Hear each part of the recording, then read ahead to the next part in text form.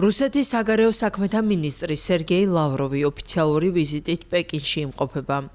იგი ჩინეთის ხელმძღვანელობის უმაღლეს წარმომადგენლებს შეხვდა. მათ შორის ჩინელ კოლეგა ვანის. მოგვიანებით იგი ჩინეთის პრეზიდენტმა სი ძინპინმაც მიიღო. ორმხრივი მოლაპარაკებების პირველ დღეს სერგეი ლავროვმა განაცხადა, რომ საერთაშორისო ურთიერთობების საფუძვლები სერიოზული გამოცდის წინაშე დგას. მისი თქმით, გლობალური დაძაბულობა იზრდება როგორც ლათინურ ამერიკაში, ისე ახლო აღმოსავლეთსა და უკრაინაში მიმდინარე პროცესების ფონზე. დღეს საერთაშორისო ურთიერთობების საფუძვლები სერიოზული გამოცდის წინაშე დგას. ვნახეთ, რა მოხდა წლის დასაწყისში ლათინურ ამერიკაში, ვენესუელაში და რა ხდება ახლა ახლო აღმოსავლეთში. დასავლეთის მცდელობა იყო უკრაინაში კრიზისის ხელოვნურად შექმნა, რათა როგორც თავად აცხადებენ, რუსეთის ფედერაციისთვის სტრატეგიული მარცხი მიეყენებინათ. რაც შეეხება ევრაზიის კონტინენტის აღმოსავლეთ ნაწილს, იქაც ძალიან საშიში პროცესები ვითარდება, როგორც ტაივანსა და სამხრეთ ჩინეთის ზღვაში. დაძაბულობა იზრდება კორეის ნახევარკუნძულზეც. ეს ის ადგილია, რომელიც დიდი ხნის განმავლობაში თანამშრომლობისა და კეთილმეზობლობის სივრცედ მიიჩნეოდა.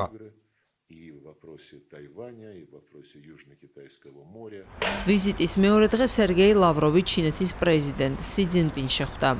შეხვედრაზე ჩინეთის ლიდერმა აღნიშნა, რომ რთული და არასტაბილური საერთაშორისო ვითარების ფონზე ჩინეთ-რუსეთის ურთიერთობების სტაბილურობას განსაკუთრებული მნიშვნელობა აქვს. რთული და ერთმანეთზე დამოკიდებული საერთაშორისო ვითარების ფონზე ჩინეთ-რუსეთის ურთიერთობების სტაბილურობა განსაკუთრებით ფასეულია. ჩინეთსა და რუსეთს შორის კეთილმეზობლობისა და მეგობრული თანამშრომლობის შესახებ ხელშეკრულების აუცილებლობა და მისაბაძი მნიშვნელობა კიდევ უფრო ნათლად იკვეთება. ორი ქვეყნის საგარეო საქმეთა სამინისტროებმა სრულად უნდა შეასრულონ იმ მნიშვნელოვანი შეთანხმებების პირობები, რომლებიც მე და რუსეთის პრეზიდენტმა ვლადიმერ პუტინმა მივაღწიეთ. მათ უნდა გააძლიერონ სტრატეგიული კომუნიკაცია და მჭიდრო დიპლომატიური კოორდინაცია და ჩინეთ-რუსეთის ყოვლის მომცველი სტრატეგიული პარტნიორობა კიდევ უფრო მაღალ დონეზე აიყვანონ. ოფიციალური ინფორმაციით, ლავროვის ორდღიანი ვიზიტის მთავარი მიზანი პეკინსა და მოსკოვს შორის სტრატეგიული პარტნიორობის გაძლიერებაა.